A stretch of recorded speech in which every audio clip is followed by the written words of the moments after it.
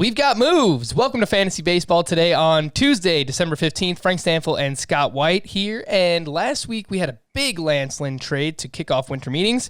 I thought it was going to be a huge week of moves, Scott, and it wasn't really. I mentioned we have moves, but they're not really big moves. So what's going on, Scott? We've got some stuff to talk about. This is Scott's last week on the podcast. Not forever, just until the new year. I hope not forever. I hope not forever as well. Do you think one of the big free agents will sign while you're gone, Scott?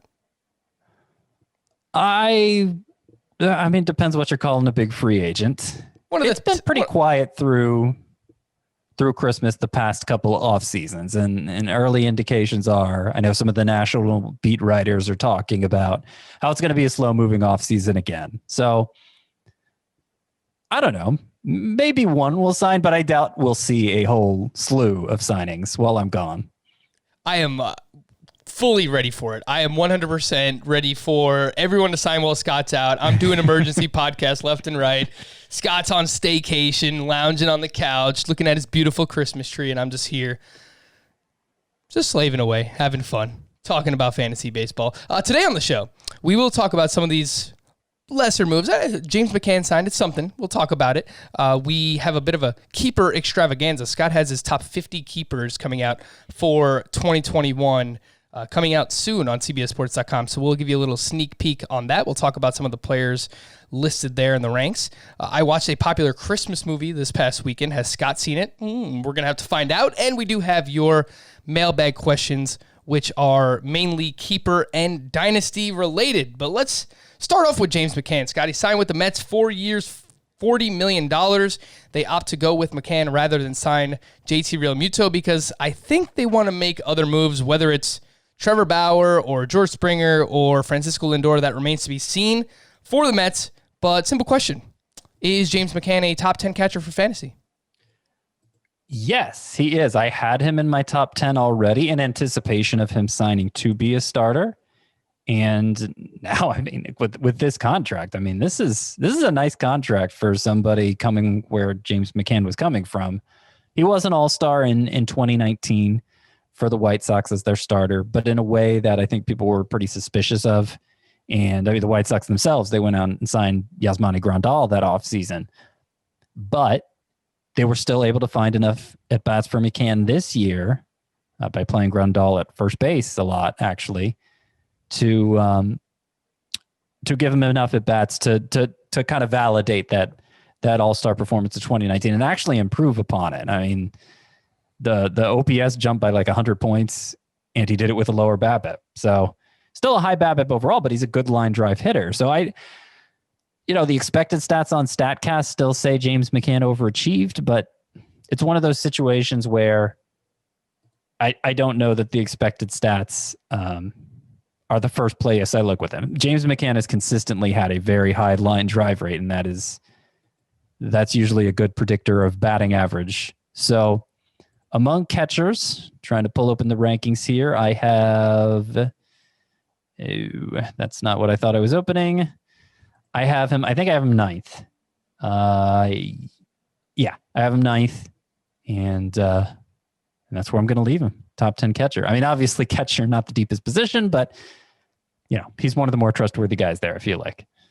Yeah, you have him ninth in both head-to-head and roto for catchers. I have him 10th in head-to-head. He does strike out quite a bit. I also have him 10th in roto, so just behind Sean Murphy and Gary Sanchez, but I think that's a good place to have him. And I'm happy you addressed the BABIP because I tweeted about him when he signed over the weekend. Someone's like, well, his BABIP is out of control, but you're right. High line drive rate usually correlates well with a high batting average on balls in play. I trust McCann. I think what we've seen the past 2 seasons since the start of 2019, he has an 808 OPS, which is tied for 6th among catchers with at least 300 plate appearances. He was a top 10 catcher in 2019, where he was basically an everyday catcher. And he averaged 2.7 fantasy points per game this past season as a part-time player, which was better than Wilson Contreras, who had a down year, and it was better than Christian Vasquez as well. So I like James McCann, no problem with it as a top 10 catcher. I did just want to ask, do you think this has any effect on Lucas Giolito, Scott? Small sample size, everything that we're dealing with, but 4 starts with Yasmani Grandal as his catcher for Giolito in 2020, a 5.66 ERA. 8 starts with James McCann, which of course includes the no-hitter, a 2.61 ERA. Am I reading into things too much here? Not necessarily. The thing is, I mean, McCann rated as a great framer this year, but I don't think that was true in previous years. Grandal has always been that. I mean, that, like, we know him. For a long time in fantasy, Yasmani Grandal has been one of the high-end catchers. So we think of him as more of an offensive force, but like he's even more valuable on the defensive side, I would say. So I think he and Giolito will be able to figure it out. Obviously, they're still going to have another catcher on the roster, and maybe if those two can't figure it out, Giolito will prefer working to the backup. I think it'll be okay. I think they'll figure something out. I don't think the catcher leaving is going to... I can't think of an instance where that's happened before, where a catcher left and then the pitcher was never good again. You know, like that doesn't really happen. Yeah, and I wouldn't expect that to happen for Giolito. That would be quite extreme. But it is worth noting that it was 4 of the first 5 starts that Giolito made the season that he had with Grandal. And it was that first start where he really just got shelled. 3 2/3, 7 earned against the Minnesota Twins in the first start of the season. So that really accounted for a large majority of those struggles. I'm not really worried about it myself. Nate Lowe, Jake Gunther, and a player to be named later were traded to the Texas Rangers for 3 prospects. Scott, I was doing a dance around the house, having myself a little party. I like Nate Lowe, man. I've been waiting for this guy to get everyday playing time for the past 2 seasons, and he will have that opportunity with the Texas Rangers now. So I've been chasing the minor league numbers for Nate Lowe, and the strikeout rate was high in 2020, but he did some other really nice things, nearly a 12% walk rate, 28% line drive rate. So what can the upside be for somebody like Lowe, who is now with the Rangers? Can he be a top 15-ish first baseman? Would you start him as target him as like a corner infielder for Roto? What are you thinking? Certainly the upside is there to be a top 15 first baseman. I mean, that's a pretty low threshold that I feel like most everyday players, unless they're just completely without power, and there are very few players like that in the game today, have the potential to be a top 15 player at their position. The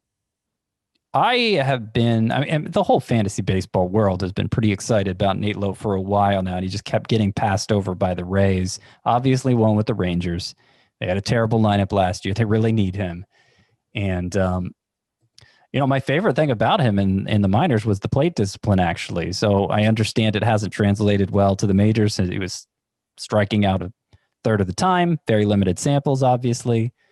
But he seems like a well-rounded hitter based on his minor league production. He doesn't seem like this all-or-nothing guy. And to me, that suggests the upside could be quite high for him. Now, he's on the older side, and Rays are a smart organization. Maybe there's a good reason they kept passing him over. It's not a slam dunk he's going to succeed here, but he becomes a late-round sleeper for sure. Maybe the Rays know something that we don't, but 2018 in the minors, 985 OPS with 27 homers. 2019 in the minors, 929 OPS, 16 homers. And he has held his own against lefties. I was looking this up. Really at every minor league level, he's held his own against lefties, done so in the majors as well. So I am pretty excited about Nate Lowe getting an everyday role. The Texas Rangers went out and also signed David Dahl to a 1-year, $3 million deal. His career splits, 918 OPS in Coors Field, 722 on the road. Hunter Renfroe was signed for a 1-year, $3 million deal. Scott, which one of these players are you more interested in, if any? Dahl to the Rangers or Renfroe to the Red Sox? Dahl, because I'm swinging big, right? I'm swinging for the best possible outcome. Renfroe, I mean, he does swing big, but there are clear limitations on who he can be. He's going to be a guy who hopefully slugs a lot of home runs and doesn't do much else. We know that. Dahl, I mean, he's running out of chances to make good on his potential here. I think this is his age 27 season he's going into, so he's getting up there now. Obviously, a lot of injuries have prevented him from meeting that potential. But, and obviously he's had good seasons in the past, but they seem dependent on the cores factor. You mentioned the splits there, and if you break it down even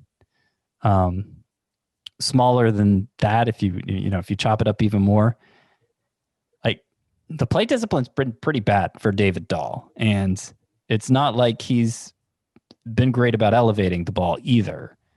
It seems like his success in the past, what he's had in the majors, has depended on the BABIP inflating effects of Coors Field that obviously he's losing now. Going anywhere else, he was going to lose it. So his best year, 2018. Well, 2019, let's say. He had a 386 BABIP that year when he hit 302 with an OPS of near 900. A 386 BABIP. I mean, he's not doing that with the Rangers. So it's going to depend on him becoming a better hitter. I don't think it's just, if David Dahl stays healthy, this is going to be a great find for the Rangers. He has to get better too. And I think he can, but this is more of a late round pick in fantasy if you're thinking of him as a sleeper, kind of like Lowe is. And honestly, I might prefer Lowe. Oh, I agree. And for David Dahl, you mentioned the plate discipline. He does have to get better in that regard. A 26% strikeout rate for his career, 6.5% walk rate. So that kind of disparity is not going to get it done, especially in points leagues. I will just bring up, and the past 2 Wednesdays, we've had Will Middlebrooks and Danny Vietti here on the Fantasy Baseball Today podcast. They're doing things more generally baseball related, and they have some former players and current players coming on. This week they have Justin Upton coming on the podcast, so really looking forward to that. But Middlebrooks talked about how he played in the minors in Colorado, and that playing in that altitude, it's really, really hard for your body to recover and to just bounce back from injuries. And he thinks that David Dahl getting away from Colorado is actually going to help him stay on the field more. So for whatever that's worth, there's going to be a trade-off here where maybe he stays on the field more, but he's just not going to be nearly as good on a per-game basis as when he was in Colorado. I think that's fair to say when it comes to David Dahl. Greg Holland is back to the Kansas City Royals. He was really good in this shortened season, a 1.91 ERA, 0.95 WHIP, 31 Ks in 28 and a third innings. He had 6 saves, and 5 of those came after Trevor Rosenthal was traded away from the team. Scott, I know that you typically target closers later on in your roto or categories drafts. So will Greg Holland be one of those names you target? Maybe. I guess he probably enters at the favorite, but Mike Matheny was pretty non-committal for most of those 60 games as to who was going to close. Remember, it took him a long time to settle on Trevor Rosenthal. And then after Rosenthal was traded, it's not like he immediately went to Holland. Josh Stallmont, Scott Barlow, even Jesse Hahn got some late inning looks. And they'll all be back. They're all younger than Holland. It's not like the Royals paid Holland like a closer, less than $3 million. So I don't think we should just assume Greg Holland is the closer now. I think particularly Stallmont, Barlow, and some deeper categories leagues, they're going to get some looks too. But Holland probably starts out as the favorite, and if you had to target just one guy from that bullpen, it would be him. Let's say they get 30 saves on the season, the Royals do, and Holland stays the entire season. There's definitely a chance that they just trade him once they're out of contention, which is probably the assumption for the Kansas City Royals. I don't know. You like the Royals, huh? Sneaky? Well, I mean, I haven't compared every team roster. I haven't compared roster for roster everybody yet, and obviously they're not done making moves. But Central Carlos Santana. Yeah. They broke in Singer and Bubic. They have 2 other big prospects. I mean, 3. Asa Lacy, is their best pitching prospect, and though he was just drafted this past year, he's supposed to move quickly. I don't think it's far-fetched to think he could contribute in 2021. I don't know. There might be a dark horse contender here, those Kansas City Royals. Ooh, Scott just went over our entire Kansas City audience, and they all hate me. So the point was, if they get 30 saves, I think probably 20 to 22 of those go to Greg Holland. That would probably be my takeaway, at least that many. The Cleveland Indians will drop their nickname, which makes sense where we're at. The Washington football team has done the same in football. And Scott, any suggestions, anything that you've seen that stands out to you? A few that I saw, the Cleveland Spiders, Cleveland Rocks, of course, the Drew Carey intro, or the Cleveland Rockers, but that might be too close to the Colorado Rockies. So I don't know if they're going to go that route. Cleveland Guardians sounds kind of cool. I read the Hope Memorial Bridge. I don't know much about Cleveland, so whoever's listening that's from that area, you will understand what I'm talking about. The Hope Memorial Bridge, which sits just outside Progressive Field, is known for its gigantic, quote, Guardians of Traffic statues. So those were the three that I found that I thought were interesting. Did you find anything, Scott? So they used to be the Cleveland Spiders, I think. Yeah, they were. It was, I don't know, early 1900s or something like that. Yeah, I don't know. I feel like any nickname sounds stupid when you first hear it. You know, it's going to take a while for okay, to sound normal. It's going to take a while to sound normal, no matter what it is. So, if it sounds cool, I'd worry it might be too trendy. Actually, that's what I think of the Toronto Raptors back when Jurassic Park was still a phenomenon. They got named the Toronto Raptors, and now it's I don't know. That seems like one of the sillier team names out there to me. But who knows? Yeah, I don't have a good suggestion myself because I think my suggestions would sound as stupid as all the other ones do. Well, Scott, have you heard me talk? All of my suggestions are stupid, so nothing you say will embarrass you here on the podcast. Fun fact, I haven't seen any of the Jurassic Park movies, so I should probably watch. I mean, there's really only one. The first one, that's it? That's all I've got to watch? Yeah, that's... like The Matrix. Even more so. I haven't seen Indiana Jones either. Is that weird? Yes. Is that weird? Is that another one? Most iconic movie characters of all time. Is that weird? Just watch the first one? Okay. Well, maybe I shouldn't go so hard on you because I have to admit I've only seen the first Indiana Jones. For shame, Scott. For shame. Now they're good. Especially the third one, right? I can't think of the name right now, but Last Crusade, I think it is. I can't tell you. That. And Temple of Doom, that gets kind of a mixed reaction from my understanding, but I think overall that's considered a very solid trilogy. Jurassic Park should have just stopped at one, but the first Jurassic Park, I mean, it would be in my top 10 favorite movies all time. It's legitimately great. You know what's weird is I really like the theme song for Jurassic Park, and I haven't seen the movie, so just very odd. Very odd. Something that is not odd, which you should be watching this Wednesday, is it's signing day. So on Wednesday, December 16th, we'll have wall-to-wall coverage over on CBS Sports HQ from 9 a.m. to 6 p.m. Eastern Time. 24/7's top analysts lead the charge. Barton, Bud Elliott, Steve Wiltfong, Josh Pate, and more. See where your team's class ends up in the 24/7 rankings, the industry standard, live announcements throughout the day, including Flip Watch, rankings leapfrogs, and of course, signing alerts. No matter what D1 school you root for, we'll have you covered with breakdowns of all teams. It's 9 hours of programming after all. That is just insane. You're home for winners and losers, top classes, and diamonds in the rough to remember. All available on the CBS Sports app, on your connected TV, and on your mobile device. Keepers. Last week we spoke about Dynasty strategy, and we got into some players for Dynasty as well. But Dynasty is a large investment, Scott. Mostly in terms of your time. If you want to be good in Dynasty, you have to put the work in. And I think we all kind of heard that in Ian Kahn's breakdown of you can be good in it. You have to be able to invest the time.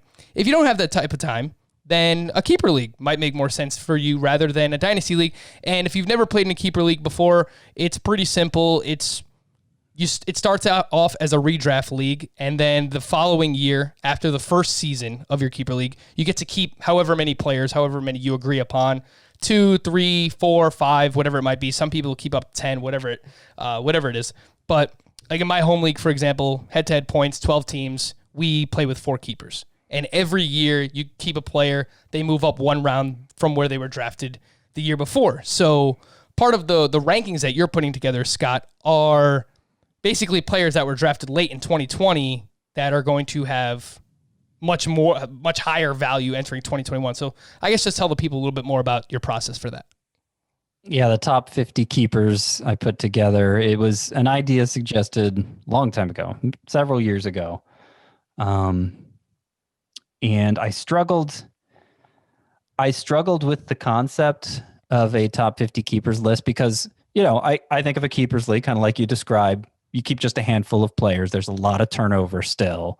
It's not like you have to be so long-term focused. You're mostly just keeping the best players for the upcoming season and trusting, there will still be good players out there. There will still be young players coming up that you can swap out, if a guy gets too old or whatever.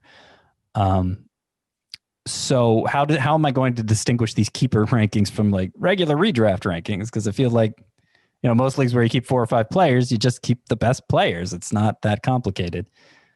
But, some keeper leagues are run where you have to give up a draft pick or you're forfeiting something based on what they cost you in order to keep them. And so that's how I've constructed this keeper list. It's based on where they were drafted the previous year, obviously in this case where they were drafted in 2020.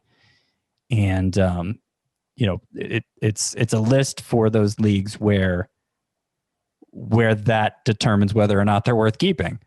And it still ends up being a lot of the high-end guys because one of my philosophies for this is the impact of the player is more important than the discount you're getting.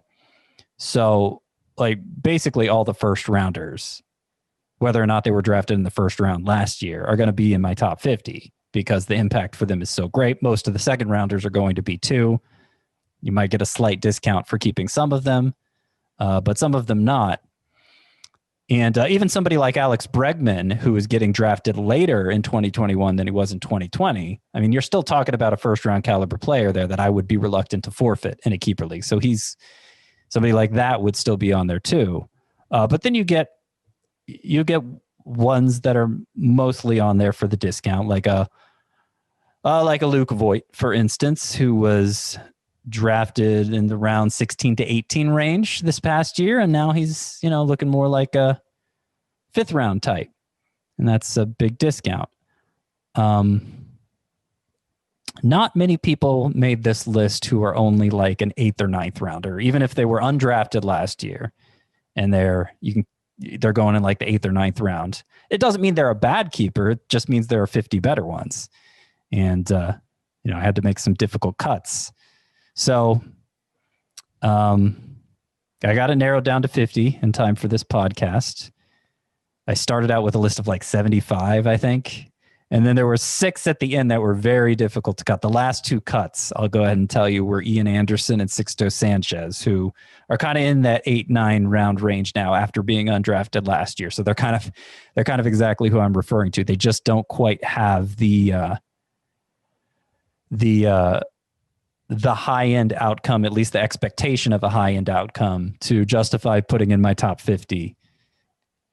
Even though you might theoretically keep them for a long time, again, you're expecting a lot of turnover in this sort of league.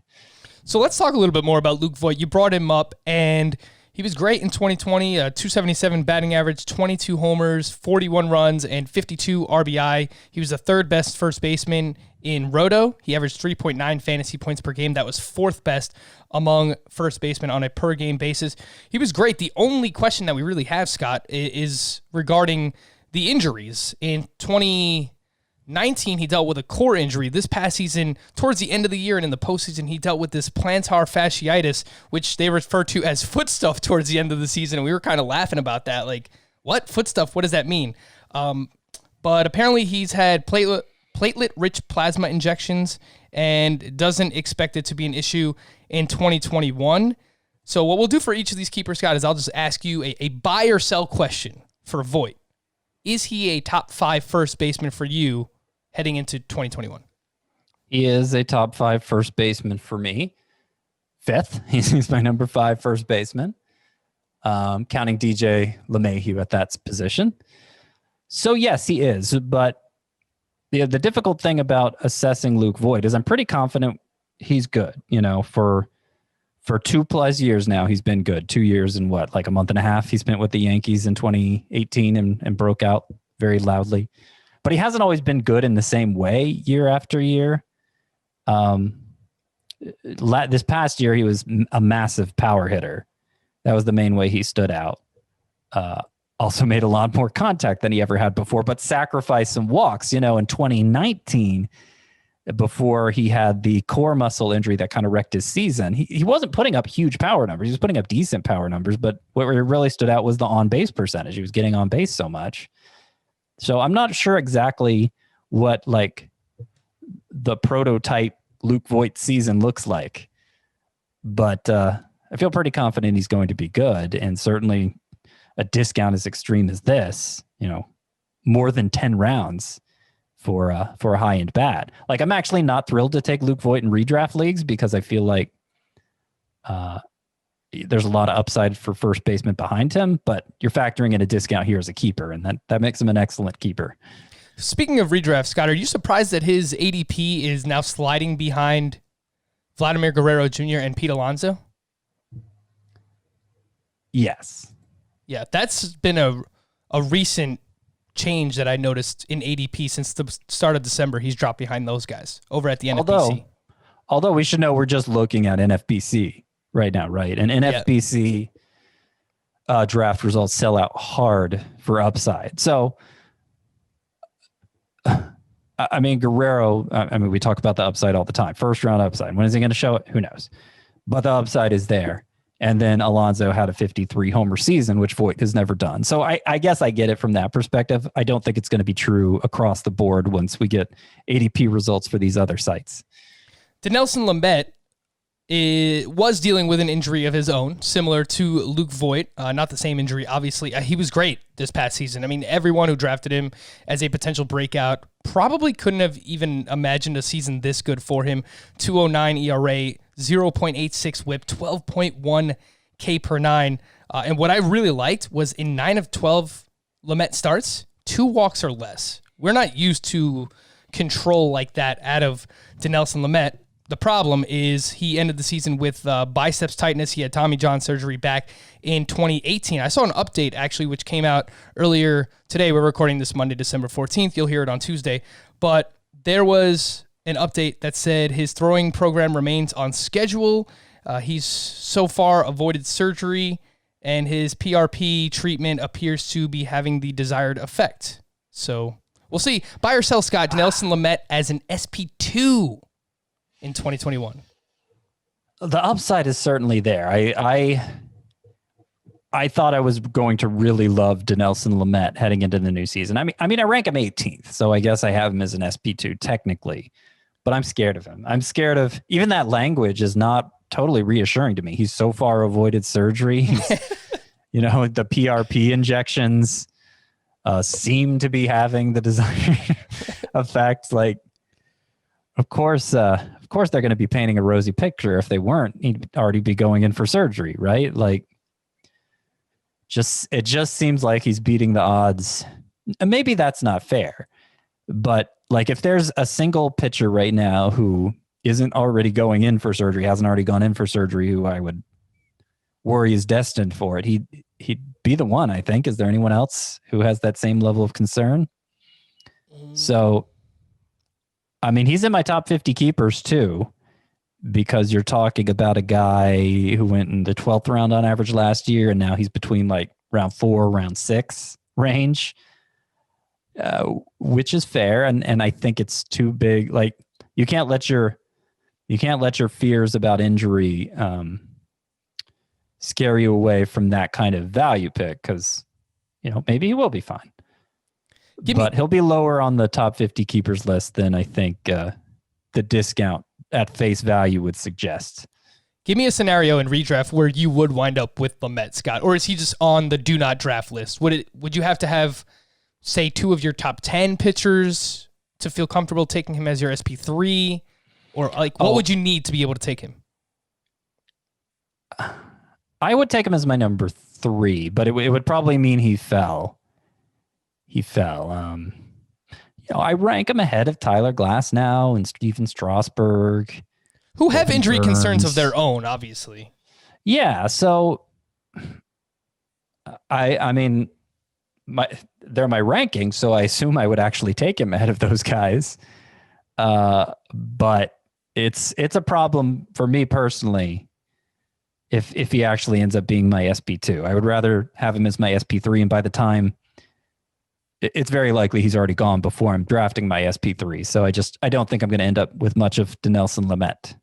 Well, maybe somebody Scott does like as an SP2 is Kenta Mayeda, who was drafted in rounds 13 and 14 in roto and head-to-head points, respectively, this past season. Averaged 21 fantasy points per game. That was fifth among starting pitchers. 2.7 ERA, 0.75 whip, 80 strikeouts, and 66 2/3 for Mayeda. 3 earned runs or less in all 11 starts.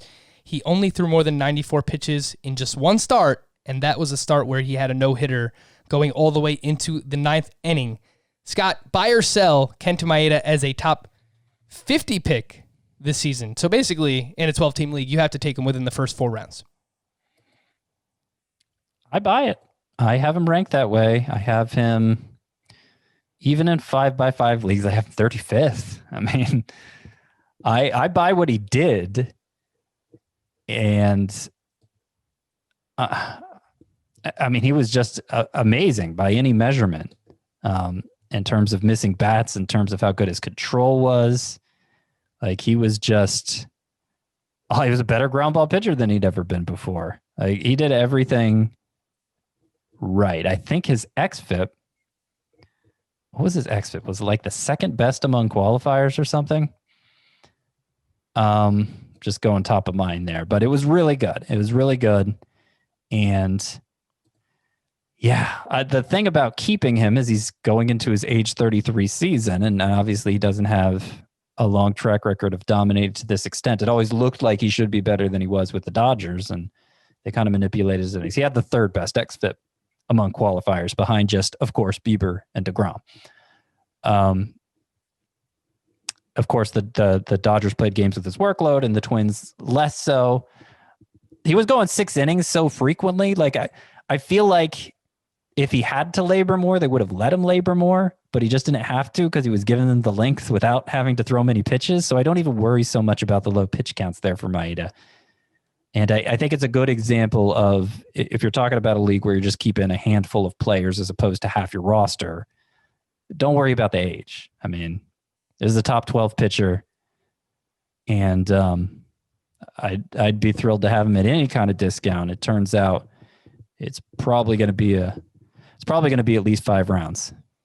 Yeah, I mean, if you can keep him for, if it just moves up. He went 10 rounds. He went 10 rounds later last year than he's going now. Yeah, if you can just keep him for 1 or 2 rounds higher from where you drafted him last year, I mean, you're probably getting him in round 12, 11 maybe even. So it's just a great value for Mayeda. And the last thing that I'll add is there was a change in his pitch mix that legitimately helped him get to this point. It wasn't just, fluky. Where did this all come from? He decreased his fastball usage about 12%, used his slider 9% more, and used his changeup 6% more. So there was legitimate changes. Slider and changeup are very, very good pitches for Kenta Mayeda. I buy as well. I wouldn't mind taking him inside the top 50 picks. But what about Dylan Bundy, who was a round 19 pitcher in roto and a round 17 pitcher in head-to-head points leagues last season? I've referenced this before. First 4 starts, 1.57 ERA, 2.92 xFIP. Last 8 starts, 4.62 ERA, 4.39 xFIP. Buy or sell. Dylan Bundy is a top 30 starting pitcher this season. I mean, you're setting such low thresholds here that top 25? It's hard for me to sell on any of them. Top 25? Now that's getting fringy. I think I'll sell top 25. Let me see exactly where I rank him. So I'm not. Yeah, I have him 31. So I can sell. I guess I could sell top 30 because I have him 31. Here's the thing about Bundy. I actually ended up having to leave him out of my top 50 keepers. When I sent you these suggestions for who we're talking about, I thought he was going to be in. I actually had to leave him out because I'm not sure he quite measures up stuff-wise. I mean, it's all so reliant on that one pitch, that kind of split changeup he has going on that is responsible for his whiffs largely. And he actually, this year, he actually lost some velocity on his fastball. So it really depended on that one pitch. And, he outperformed his peripherals. He outperformed the xFIP. He outperformed the Sierra. They weren't bad as they are, but he outperformed them by more than half a run. So it seems like he overachieved.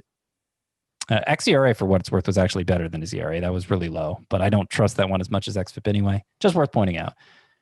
I have doubts about Dylan Bundy the same way I do about Lance Lynn, where your doubts can only take you so far because there's just not much alternative once you get to the point where they're going. Lance Lynn does go considerably earlier, but like he throws so many innings. It's just it's hard to pass over him because of some, peripheral concerns there. And it's the same way with Dylan Bundy, but I'm not enthusiastic about drafting Bundy this year. And, even though it's like a 10-round discount for him, I couldn't fit him in my top 50 keepers either. Could fit him in my top 60 keepers, but not top 50. So just misses the cut as a top 50 pitcher, keeper rather. And for Bundy, it was one of those things where if you watched him pitch this year, when he didn't have that split change, his slider is a go-to pitch for him as well. Like, there are starts where if he didn't have one of those pitches working for him, everything just snowballed and it got out of control. Like, he came up, he threw mid-90s with the fastball, and there were starts where he kind of went back to that just because he didn't really have anything else. And now he throws like 89, 90 with the fastball. So if he doesn't have everything working, it's tough for Bundy. So I see you got the right pitch. I was talking about the wrong pitch. The changeup is okay, but it's really a slider cutter hybrid that gets all his whiffs. Yeah, so he uses both pitches. I know, like, his fastball is not the pitch you want him to throw. You want him to throw that slider and that changeup more often than not. And for the first couple of starts, he was moving away from the fastball. That's why we were so excited about him. But then there were other starts where he just didn't have anything else, and he had to go back to that fastball, and you just saw everything starting to crumble there. So I like him as an SP4 maybe, but top 30, I'm selling that one as well. Dom Smith is the last name we'll bring up, and obviously this is contingent on whether or not the National League has a DH. We'll find out. He was great. He was great in 2020, this past season. If you look at since the start of 2019, his last 139 games, 299 batting average, 21 homers, a 937 OPS. You know what kind of vibes I'm getting here, Scott? For years, I was looking at the gentleman's name, Jesus Aguilar. And I know a couple people were as well. And they said, if this guy just got everyday playing time, he would be able to break out. And that 1 year with the Brewers, he finally got the opportunity to play every day. It's exactly how I feel about Dom Smith. He kind of broke out already, but I think there could even be another step for him if the Mets really just unleash him and let him go. Buy or sell, top 10 first baseman if there is a DH in the National League. I buy that. I buy him as a top 10 first baseman. I have him actually exactly 10th. It's worth noting first base not the deepest position right now. It's also worth noting if he's who he was last year, he'll be easily top 10. I mean, he was in terms of fantasy points per game, he was the fifth best first baseman with a solid number of at-bats. So he was legitimately studly this year. He doesn't strike out much. That was true in 2019 too. When also the numbers were pretty strong for Dominic Smith. And he's still only 25. He got drafted so young. I feel like he feels like a guy who's been kicking around for a long time, but that's just because he started so young and it was probably unfair of us to write him off. I felt like I was there came a point there where I was the last one holding on to Dominic Smith. And then once Pete Alonso overtook him, it was like, okay, it's over. It's not going to work out for him. Obviously the DH helped with that. I don't know that that's a make or break thing for him because obviously Robinson Cano out for the year, suspended. That puts Jeff McNeil firmly at second base. Obviously, Jonas Cespedes, he's out of the mix too. So right now, it would be Dominic Smith in left field and J.D. Davis at third base. It's a pretty awful left side of the field defensively.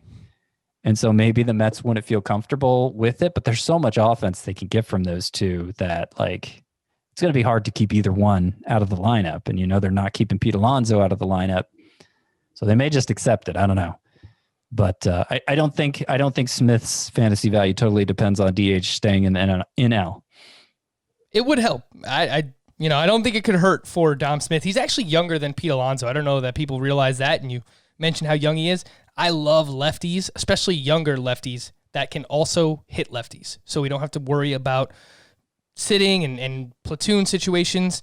876 OPS against lefties in 2019 for Dom Smith, a 900 OPS against lefties in 2020. So, probably worth mentioning. He's not in my top 50 keepers either. Scott, you sent me this list like 2 hours ago. I know. How much did you change? I sent it to you when I narrowed it down to like 75, and I thought, these guys are going to be in it. And I had to make some tough cuts, Frank. I had to make some tough cuts. Dominic Smith was another one of them. He was legitimately awesome last year. He was, and the expected stats are great too. I guess it really just comes. It was less than 200 at bats, and there's a reason he's only getting drafted like in the 9th or 10th round now. It's not quite enough to win everybody over, especially since there is a bit of a playing time that concern there for him. So that's kind of the opposite side of the coin for Dominic Smith. I think there's a lot to like there. There's more to prove too. There's more to prove. A solid keeper, I would call Dom Smith. And it depends what your league rules are for keepers as well, because in most leagues, he was probably a free agent pickup. So in my home league, if you're a free agent pickup, you're a round 12 keeper. At that point, you probably don't want to keep Dom Smith. If you just get to keep a free agent for the last round pick in your draft, yeah, that's pretty exciting for Dominic Smith. We're going to hit a quick break. When we return, I've got a movie I watched. Did Scott see it? Find out next. Welcome back to Fantasy Baseball today, and in the holiday spirit, this past weekend, Scott, I watched for the first time in my life Christmas Vacation with Chevy Chase. You shouldn't be surprised. I assume you've seen it. Have you ever heard of it, Scott? Scott is so disappointed in me right now. You got to watch it. Have you never watched a Christmas movie before? Like, how did you miss that one? Like, that's one of those movies like I've watched, like I'm tired of watching it because like it's Christmas and you want to watch Christmas movies, but there's only so many good ones. That's one of the good ones. So you watch it a lot. It was very good. It was very raunchy. I haven't watched any of the vacation movies, obviously, because I live under a rock, but it was more raunchy than I thought. It was funny. It lived up to the hype, and I went in with a very high bar because people have talked it up. Just the first 28 years of my life, I didn't get around to it until now. So, okay. Yeah, I mean, what do you want me to say about Christmas? Like, I feel like the audience right now is like, what can even be said about this movie? Because it's been passed around so much. Like, I don't even know what to say. Is it your favorite Christmas movie, Scott? It's my wife's favorite. I would say my favorite is Home Alone, which we actually just watched last night. It's another one of those that, only so many good Christmas movies, so you rewatch the good ones probably more than they deserve. But yeah, have you seen Home Alone, Frank? Oh, I have seen all the Home Alones, even part 3, which is egregious on my I think there was like a direct home release Home Alone 4 too. Obviously not with only 1 and 2 had the original cast, of course. Yeah. And look, Home Alone 2 is pretty good too. Home Alone 2, of course, pretty good. In the great state of New York. Yes, I've seen the first 3 Home Alones. They were all good. I also enjoy Jingle All the Way, Elf, and Just Friends, actually, my favorite Christmas movie. It's I mean, it's a good one. It's good. It's good. Friends. It is a great one. I actually was looking for that last night before we settled on Home Alone. It wasn't streaming anywhere, so Gonna watch Just Friends, but I was looking for it. Be yourself. Be yourself. For anyone else who's seen it, you know what I'm talking about. Mailbag. Continue to email us, fantasybaseball@cbsi.com with your questions. If you enjoy the show and want to leave a 5-star Apple Podcast review, you can drop a question in there as well. We would appreciate it. This one's from Michael Franco, which makes me think that it might be from Michael Franco. Was hoping to get your opinion on a trade in a 14-team Dynasty League. We keep our entire roster every year along with a 20-man taxi squad. It's a head-to-head points league. Team A, Alec Boehm and Logan Gilbert. Team B, Matt Chapman and Matthew Liberator. Of course, pitching prospect for the Cardinals. I should have mentioned Logan Gilbert is a pitching prospect for the Seattle Mariners. I'm slightly worried about Chapman's hip situation, and I feel like I need to get Boehm now before his value skyrockets. Also a huge fan of Logan Gilbert. So it sounds like he would be trading away Chapman and Liberator to receive Boehm and Gilbert. Head-to-head points, Dynasty. What do you think, Scott? Yeah, I do it. Recently, my top 30 pitcher prospects were released on the site. I have Logan Gilbert in my top 10. Liberator's in the top 30, but I think in terms of upside, he's definitely a step down. And then I love Boehm. I love Boehm especially for points leagues. So I think that could end up being an upgrade, or at least a lateral move, Chapman to Boehm. And yeah, I do it. We are in agreement there. This one's from Elliot. I'm in an 8-team 5x5 roto salary cap league with quality starts, saves plus holds, and OBP instead of the usual wins, saves, and batting average. The innings limit is 1,250, and you start 11 batters, 4 outfielders, plus an infielder, plus a DH, plus all the usual suspects. With 8 teams, a total of about 60 points typically wins the league. As it happens, I will be keeping Bieber, Cole, Bauer, and Corbin Burns or Max Fried, all for tidy prices.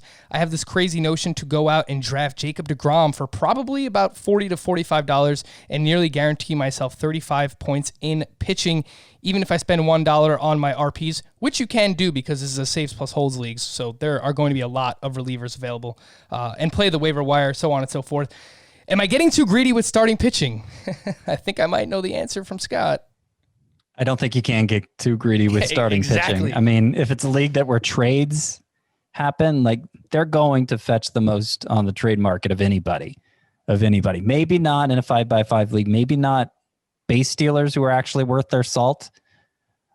Maybe those will be the more valuable asset, but I'm not even sure that's true because some teams just won't need another base stealer. Everybody's going to need another pitcher.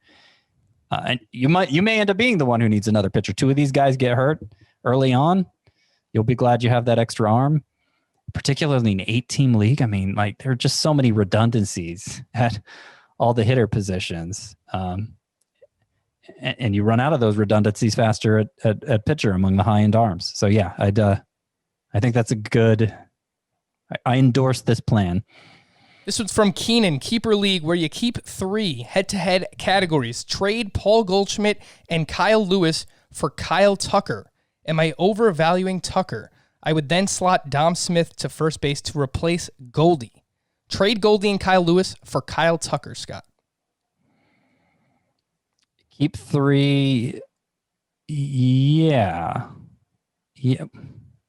I mean, I assume you wouldn't be keeping either Goldschmidt or Lewis. Am I presuming too much in this question here? Like you might keep Tucker. You probably want to keep those 2. I assume you're keeping Tucker by trading for him. Mm-hmm. That's what I assume as well. Right. But you're only keeping 3. I don't know that Tucker would be necessarily a top 3 keeper for every team, but maybe it would be for yours. I don't know. I don't really see what I don't really see why he's asking this question, because if I'm interpreting it correctly, it seems too obvious even to ask. You trade the guys you're not keeping for somebody you'd keep. So let's assume for a second, Scott, that he was planning on keeping Goldschmidt and Kyle Lewis. And as a result of getting Kyle Tucker, he can now keep Dom Smith. Would you like that side more? Tucker and Dom Smith versus Goldschmidt and Kyle Lewis? Yeah.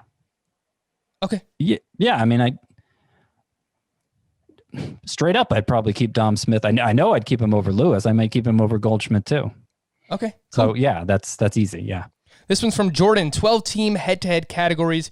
Keeper league, 6x6 with OPS as the added hitting category, and quality starts instead of wins, net saves and holds instead of just saves, and K per 9 as the added sixth category on the pitching side.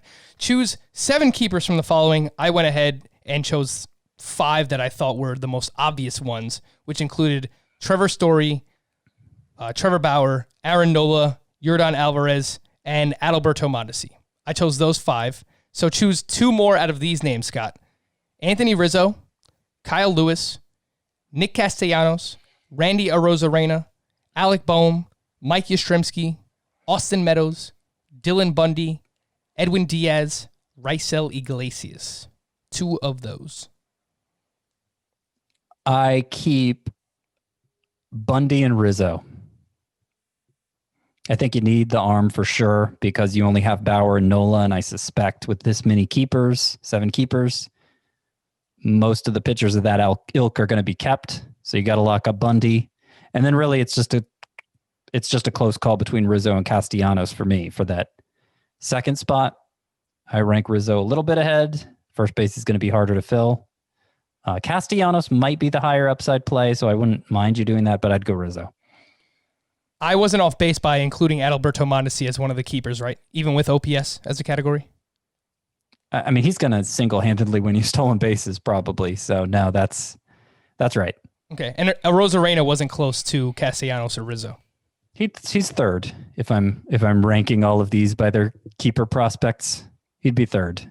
But alrighty. This one's from Matt in NorCal. I play in a keeper league 5x5 head-to-head categories. We keep 7 with no stipulations. I have 2 spots available for starting pitchers. Gallen is my no-brainer, but who else should I take out of Ian Anderson, Tristan McKenzie, Sixto Sanchez, Zach Plesac, Mackenzie Gore, Nate Pearson, Spencer Howard? I could free up another spot by dropping Hiora or Luis Robert, but not a fan of not a fan of that idea. So you need one, Scott. Ian Anderson, McKenzie, Sixto, Plesac, Gore, Pearson, Howard. Interesting names. It's close. I think it's Plesac. I might consider Anderson and Sanchez. Like if I'm going to say anybody's close, it's those 2. But I have Plesac 10 spots ahead of Anderson in my rankings. I'm a Plesac believer, and he's the choice to keep here. Yeah, that's where I was leaning as well. I didn't know if you wanted to think more long-term about somebody like Gore, but Plesac is definitely the more impact arm for 2021 at least. Maybe not long-term. Yeah, I could see that.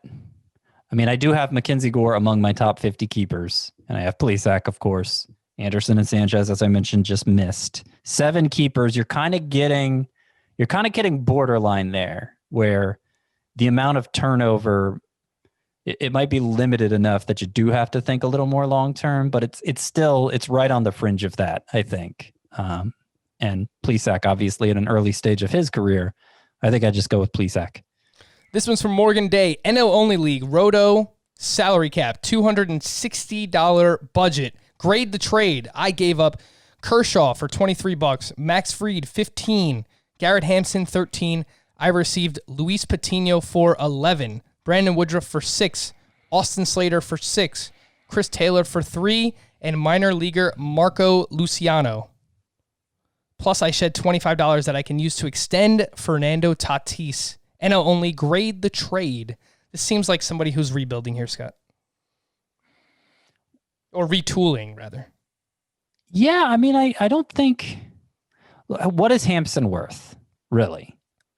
I don't know, but it might be next to nothing. It might be, based on what he's shown us so far. In an NL-only league, obviously, you go a lot deeper, and I guess just as a cheap steal source, like maybe worst case he'll be that, maybe. But he didn't even run this much this past year, did he? That 60-game season.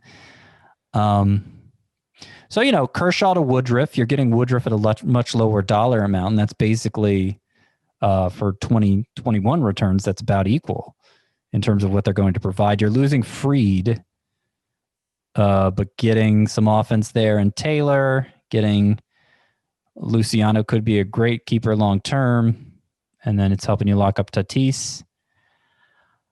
I don't think taking the deal is a slam dunk, but I get why you're doing it. I mean, if I was grading it, I might give it just like an even C. And it just depends. I guess it just depends on how good the rest of your team looks, whether you want to stick with Kershaw and Freed with Hampson as a little extra steal source. I mean, maybe Hampson will go off this year and you'll really regret doing it. But I'm leaning no on that one. Leaning no. Okay. Leaning no on Hampson going off. Okay. But the trade itself leaning yes. Okay. Yeah, sorry. I was gonna say C plus, and C is even usually. So I like it slightly in your favor, Morgan. This one's from Kyle. Are you guys gamers at all? Want to talk about your favorite video games at all for a bit? I hear Scott mention it every now and then. Well, yeah. Scott hosts a podcast on the side that's called All That's Fit for 8-Bits, in which he reviews the classic NES games. So, yes, I did. Yes, the season finale just came out today. Reviewed Shadowgate for the NES, and people seem to like it. I do. If you like the Michael Caine impression, I do that in one of the episodes. I actually do a different impression each episode. I pick out a music track from the game and write lyrics to it and sing it at the end of every one. So it's kind of a whole, listening experience. You're definitely getting more than just a breakdown of the game, but you're getting that too. And I enjoy doing it. People seem to enjoy listening to it. That's All That's Fit for 8-Bits. That's what it's called. I don't do a lot of modern games myself. There just isn't enough time. There just isn't enough time. I could make the little kids excuse. I feel like that gets used a lot, but it's true. They just consume so much of your life. And when you get some spare moments to yourself, it's hard. Like you get like an hour or two window. It's hard to sit down for this very involved game where the hour or two window you might not even progress far enough to feel like that was time well spent. You know what I mean? So I've kind of, except for the old school games that I can get through quickly, I've kind of put the video games aside for this season of my life. I hope to get back into them at a later season. But yeah, I don't do much of the modern stuff. What about you, Frank? Well, do you have, give me your 3 favorite NES games, Scott. For the NES specifically, I would probably go, not in order. I'll give the easy answers are Tecmo Bowl, which I also reviewed already, Ninja Gaiden, which I'm hoping to review next year. And then the controversial one would be Friday the 13th, which isn't considered a good game, but I think it's just because people were scared when they played it and never bothered to figure out how to play it correctly, because I think it's actually an awesome game, and I reviewed that one too on All That's Fit for 8-Bits, so check out that episode if you have any experience with Friday the 13th. Well, it's funny you bring that up, Scott, because there was a Friday the 13th game that came out recently, the past couple of years, that you could play on Xbox and I believe PC as well, and you play online. One person is randomly chosen to be Jason, and the rest of the people are camp survivors, and I played it quite a bit, and it was fun. It was a very fun game. So I do have an Xbox Series X. I play NBA 2K21 whenever I have time. I don't even have kids and I barely have time to play, so that I certainly know where you're coming from, Scott. Gears of War has always been my go-to online multiplayer game. I'm a huge Pokemon nerd. I own every Pokemon game, traditional Pokemon game, from Pokemon Red to the most recent Pokemon Shield. I am a nerd.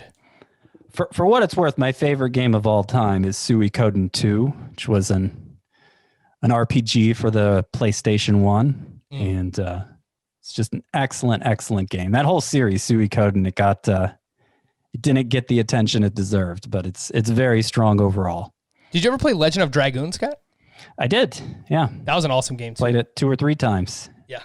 Very fun. Just old school. Donkey Kong Country for Super Nintendo and Streets of Rage for Sega Genesis was one of my favorites back in the day as well. Last but not least, this one's from Frank and Queens, a.k.a. This Is Me. This is my home league, Scott. I need help. I really don't know what to do. 12 teams, head-to-head points, keeper league. You keep 4, and they move up 1 round each season. They can be kept for a maximum of 3 years. Jack Flaherty in round 11, Bo Bichette round 18, Kyle Tucker round 15, Shane Bieber round 4, Yu Darvish round 13, Zach Gallen round 12. It's how many am I picking? 4. It's a great problem to have. Oh man, yeah, these are some really good keepers. Oh my goodness. I think you have to keep Bieber. Agreed. Even though he's significantly higher in the round count here.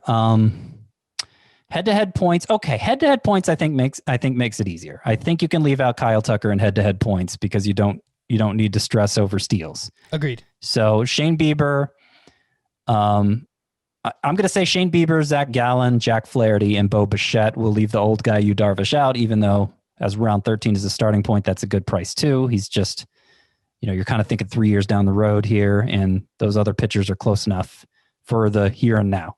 I like it, and I appreciate it. For Scott, I am Frank. Thank you all for listening and watching Fantasy Baseball today. We'll be back again on Thursday. Bye-bye.